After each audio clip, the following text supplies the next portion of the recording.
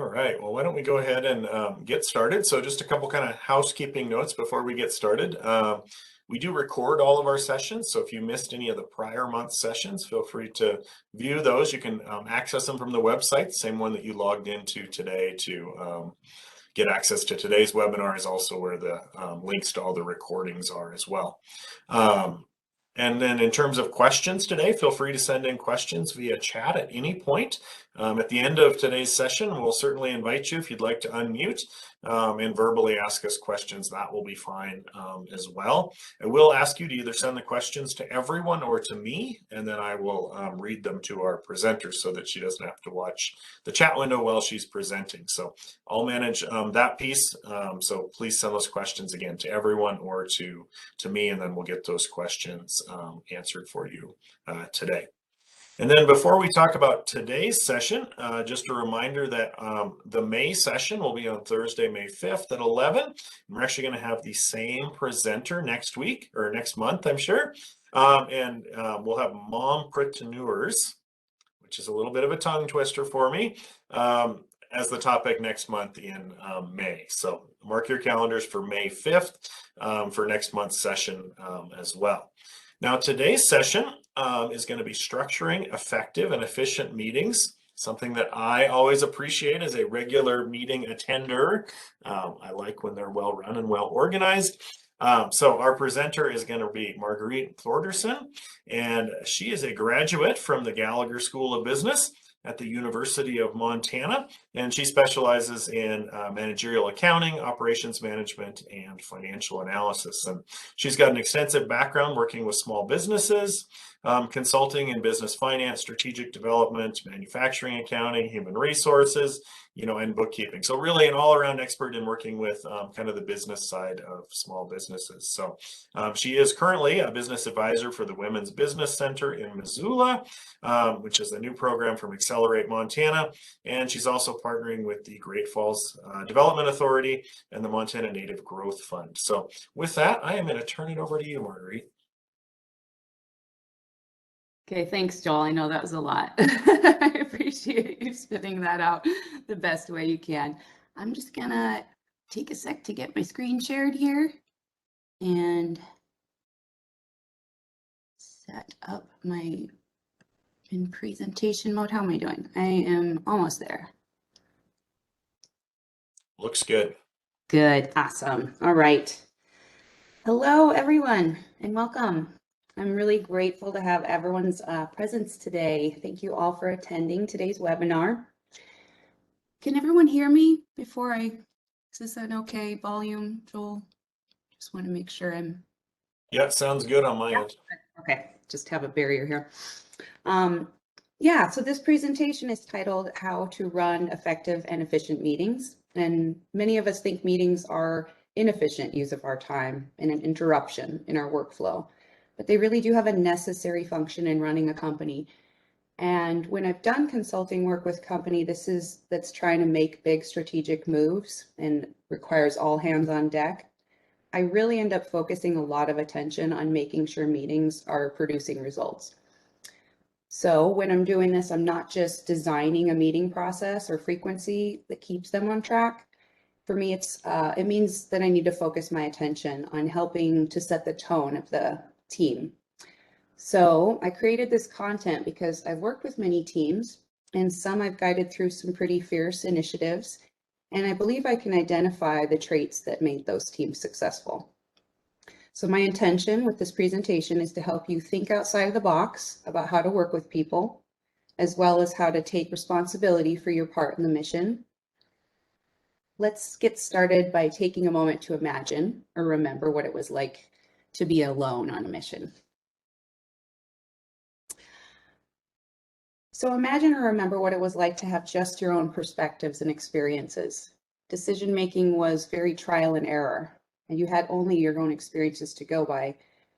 With only your own knowledge and talents, you were kind of lost on subjects you weren't familiar with. You did not know what you did not know, and that left you feeling worried and unsure. We know that managing alone is inefficient and ineffective. Some of us tried that, and we found that we needed help. We searched for talent we needed, for the things we couldn't do. but we did not need meetings when we managed alone. So that was pretty much the only advantage.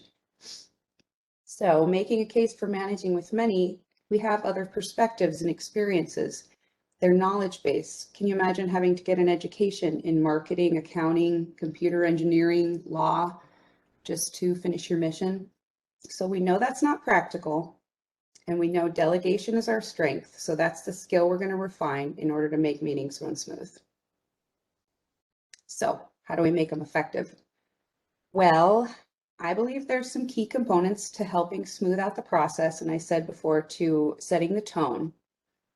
And completely by coincidence, I came up with 3 C words that you can remember as your key components to what a team needs. The 3 C's that I came up with, and you've seen them all before, this is going to seem pretty motivational team pep talk reminders. I'm not really telling you anything you don't really know when I say commitment, collaboration, and communication. But I think it's one thing to know that these things are important, and then another thing to know how to affect them. And so that's what we're going to do. We're going to see what we can do to change commitment, collaboration, and communication in our team. So when I say commitment, most importantly, I'm talking about commitment to the mission. This means that individuals are clear on what that mission even is. They have a clear vision in mind of what success looks like for the team, and they're attached to it and adhered to making it real. This team also needs to be committed to bringing their best skills. This means there's no complacency or laziness around taking initiative on the things you're good at. The individuals on this team are committed to minimizing conflict with each other. This means they focus on the tasks at hand and they stay on track with solutions. They also use direct communication when they speak to each other, and they take responsibility for their own actions and words. How do we affect commitment? We set an example of commitment to these things. We reiterate the mission often. We demonstrate to the team how to take initiative and responsibility, and we practice communication that minimizes conflict.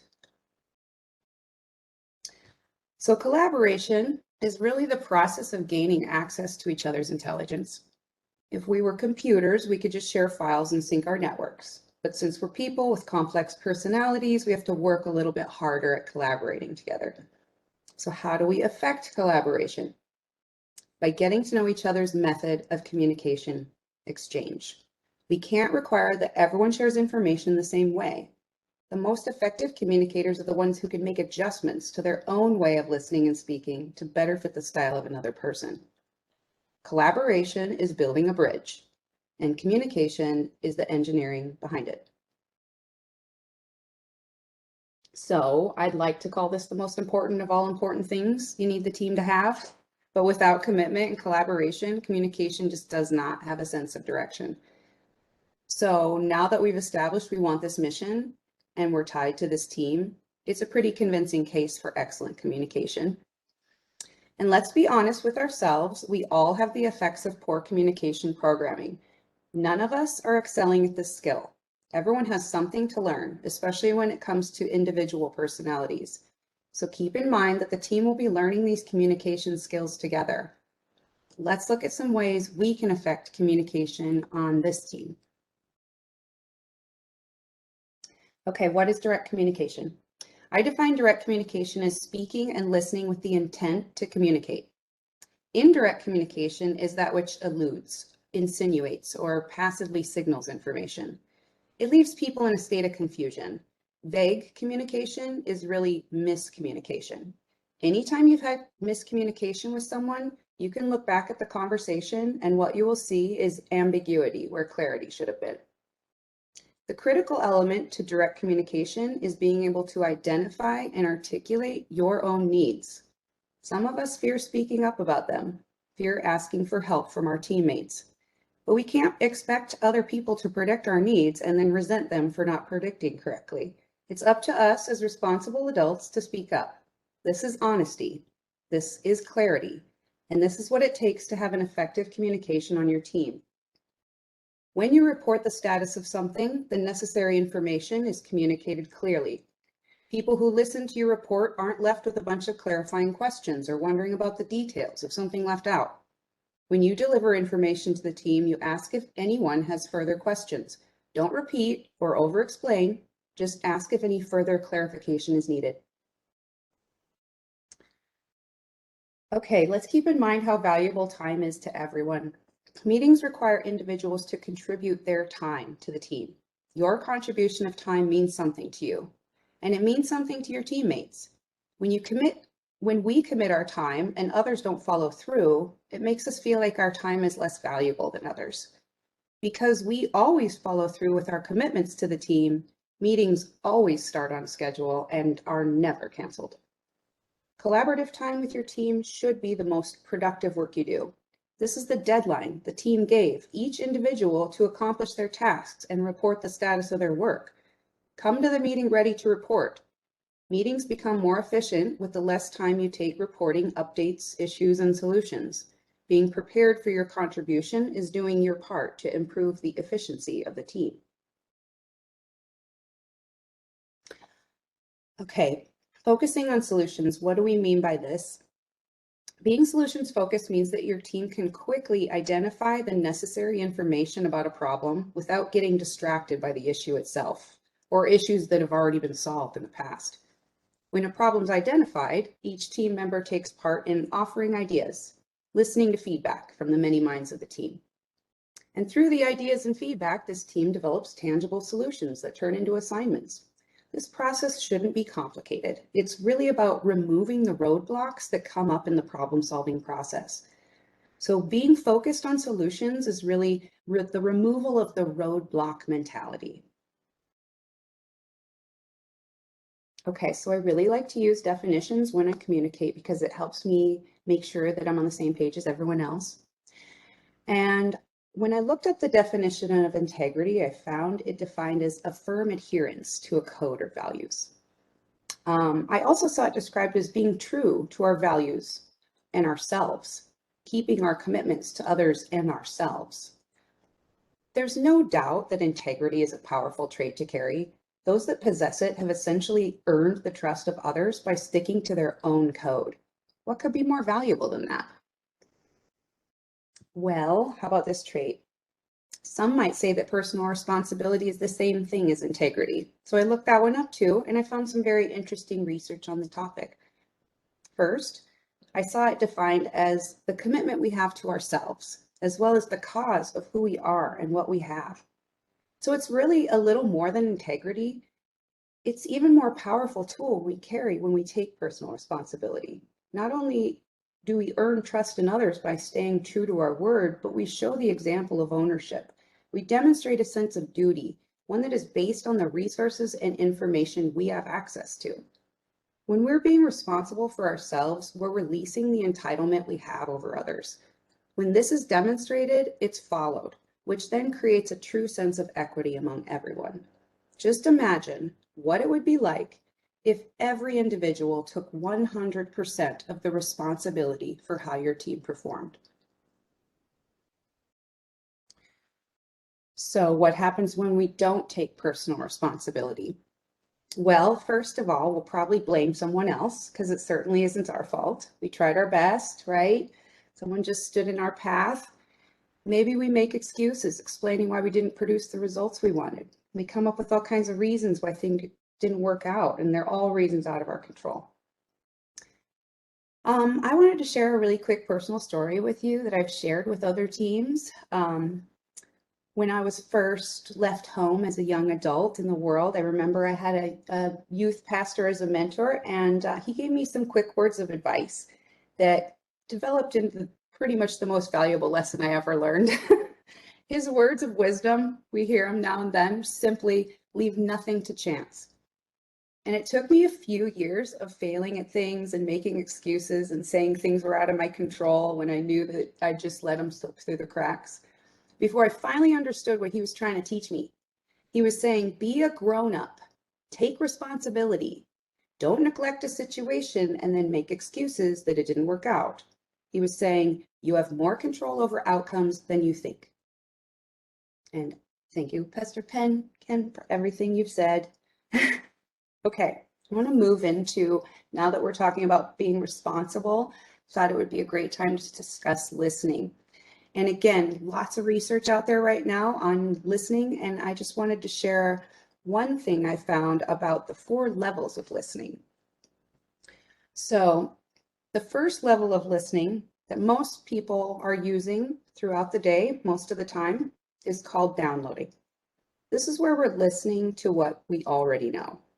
As we're listening, we're hearing the information that confirms our existing opinions and judgments.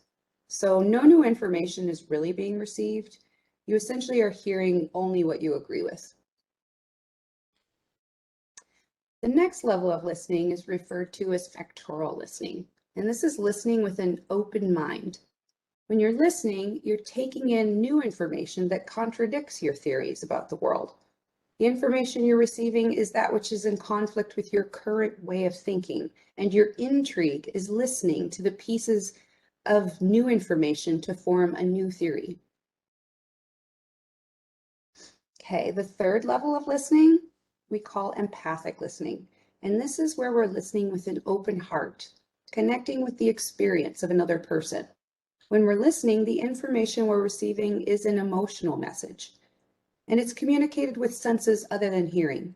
We may even experience a transfer of feelings from another person.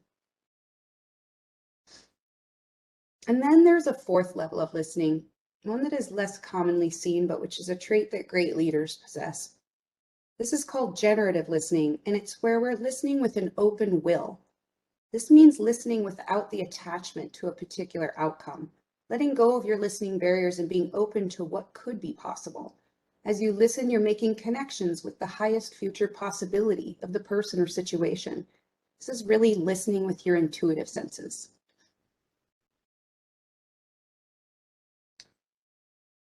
So now that we have a better understanding of how to listen to each other, I just wanted to make a case for personal acknowledgement. To me, this is an important topic to cover because I've seen personal acknowledgement make a big difference in how individuals adhere to a team. As I did a little research to see if I could explain why this was so important, I discovered some eye-opening new studies on employee recognition that I wanted to share. So there's an unbelievable amount of recent data that shows that appreciation is a fundamental human need, and employees who are not receiving it at their job will find another one. In fact, lack of recognition is the #1 reason employees leave their job. That's important to write down. I'm going to say that again. Lack of recognition is the #1 reason people leave their jobs. Not only does noticing your employees' efforts increase their motivation and productivity, but it increases their level of satisfaction, and this keeps them committed to their jobs and the team and the mission. The key point here is that decreasing the cost of employee turnover is something every company can benefit from. Recognition and appreciation are really the most significant ways to affect not only employee turnover, but the level of commitment a team has to the mission and to each other. Okay, we're really done most of the work already. The tone is set. We are on time for the meeting and we're all prepared. The process is really quite simple, just a few steps. Okay, if you remember, I started this presentation by stating the purpose of what I hoped you would get out of it. This is the first step when we're beginning a meeting. If the mission is unclear to the team, this is the perfect time to realign the focus. If the team is in the middle of a strategic plan, this is the time to update the status and the timelines of the plan. Always make sure to communicate the purpose, objective, or goal at the beginning of every meeting. This is how everyone knows what to accomplish and when we're done. Okay, I also began this presentation by expressing my gratitude for your presence and attention. This is the second order of business for every meeting. Each person attending will have a moment to express their gratitude for anything they want to share. It can be personal or professional, whatever moves them. By reflecting on our own gratitude, we set a positive tone for ourselves. It allows each person a moment to be regarded as an individual. It allows teammates to learn more about each other and gives them space to empathize or celebrate with each other. The reason I believe in the power of sharing gratitude on a team is because, in my experience, creating a culture of gratitude feeds a culture of personal recognition. The most common gratitude I've seen shared at the beginning of a meeting is for the team. Individuals often feel overwhelmingly grateful for the support of their teammates, and taking this time to appreciate each other keeps them inspired to collaborate together. And soon, that practice of praise and appreciation starts to show in the culture of the organization. In my observations and in the feedback I've received, this is really everyone's favorite part of the meeting, and meetings actually become a time they all look forward to because of this exchange of gratitude. Okay, so we understand the objective of the meeting, and we've taken a moment to acknowledge each other, and now we're ready to get to work. The next order of business is to report status on previous meetings tasks. Now this should be a quick process. Everyone on the team had the task list from the last meeting. It was sent to them. They know what they've completed, they know what they haven't, and why. Each person takes a turn to report tasks done. Those tasks are marked as completed, and any tasks not done will be discussed. Are there issues? Timelines changing? Need some help on something? All issues will be discussed, resolutions will be reached, and tasks may be reassigned to someone else if necessary, and that's okay. It's all for the sake of efficiency and effectiveness of the team. After some practice, teammates will become more comfortable asking for help and offering help. So old tasks are accounted for, and undone tasks are rolled over and reassigned. Now we can discuss new business and set new tasks. The process is repeated for new business. Status report, issues identified, discussed, solved, and now they're new tasks. All tasks are delegated and clearly communicated. And after the meeting, notes will be sent out to help remind teammates of their tasks so nobody's left unclear about what they need to do. Okay, so that's basically it, but we're not done. Having concluded the objective of the meeting, the team will give a meeting a rating from 1 to 10. And this is how each individual gets to have one final voice on how they feel about the efficiency and effectiveness of the meeting.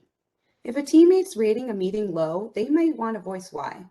Rating a meeting communicates how the team can improve. Perhaps someone felt unheard, talked down to, or like too much time was wasted on a certain topic. And that's okay.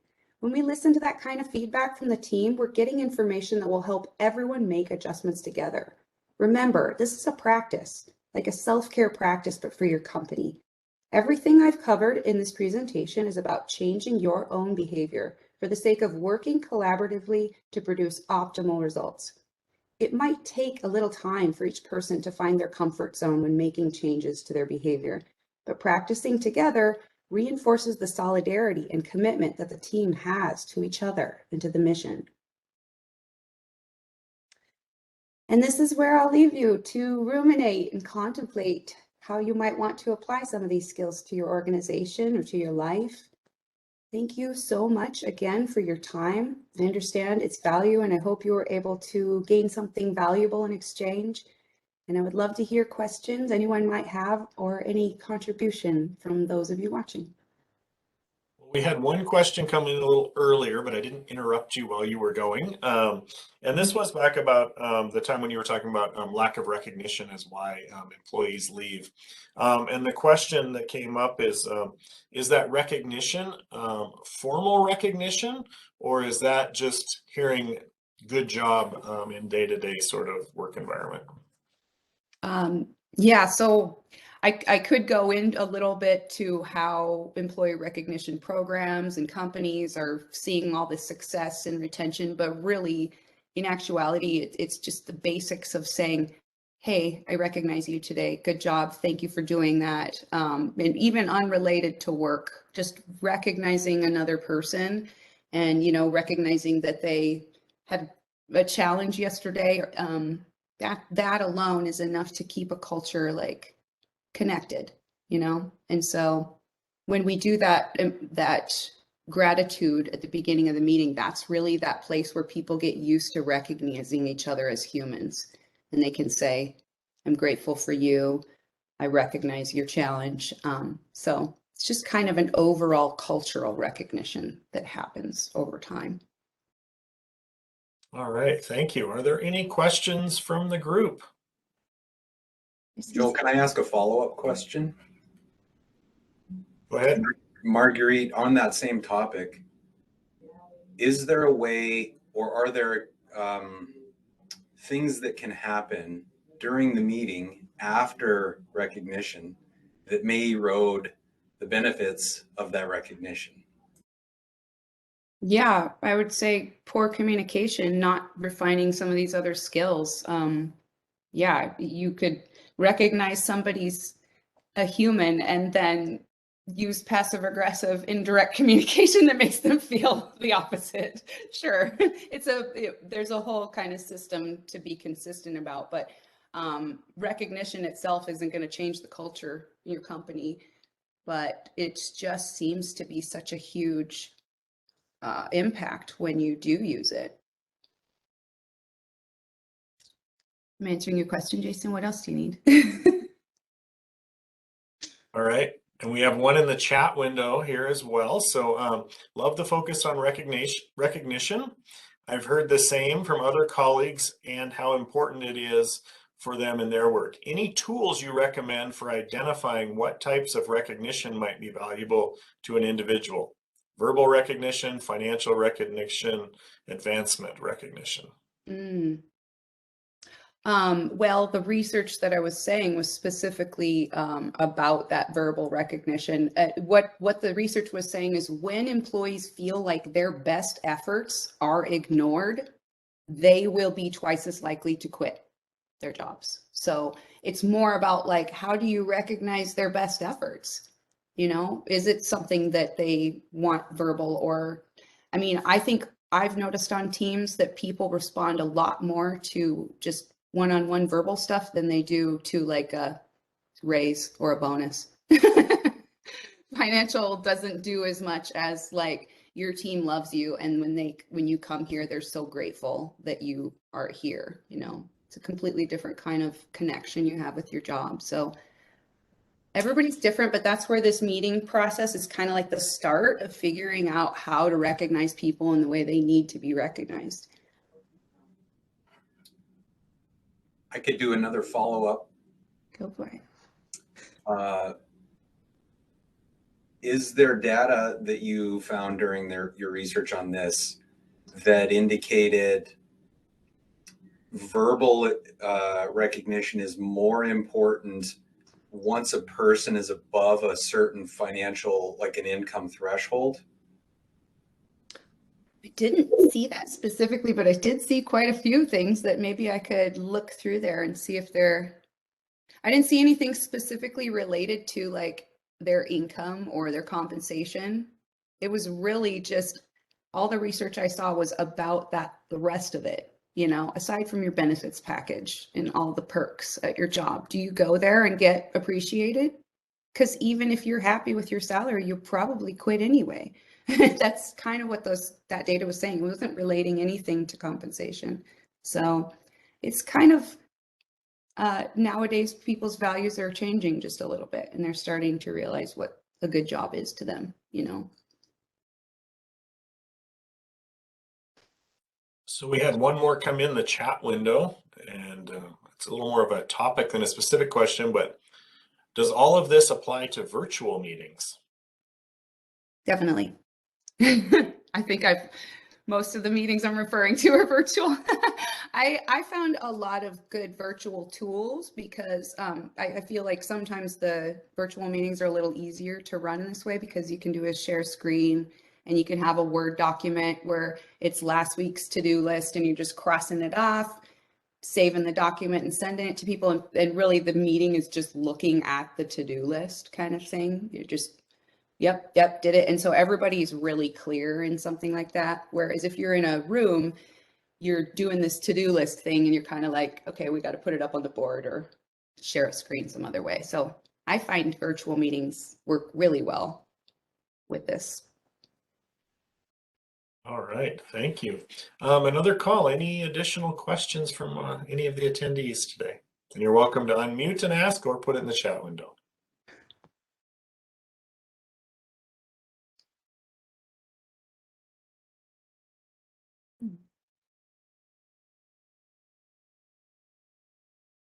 All right, so I think this is a leading question here. If people would like to work with you further down the road, how would you prefer that they contact you? Oh, great. Well, I do believe my contacts were in the description that you had, right, with my class. Yeah, okay, I'm getting some nods. So my contact information should be in there. I work with the WBC in Missoula under Accelerate Montana, as well as the Great Falls Development Authority. So both of those avenues you can find me as well. But all my contacts and booking information should be in that chat window. All right. And you can join us 1 month from today, and we'll have you back again, or 4 weeks from today. So Yeah, talk you about can something also else. join us there. One more call for questions before we wrap up today.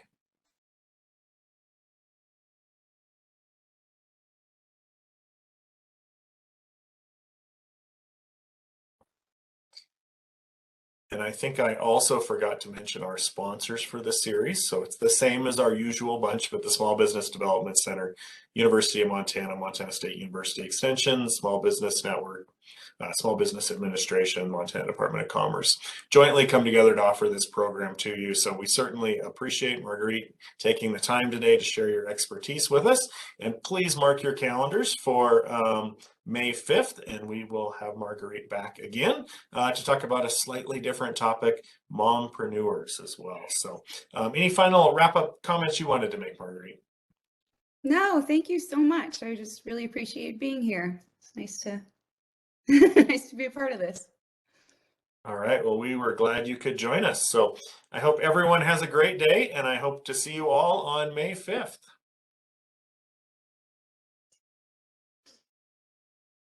Mm.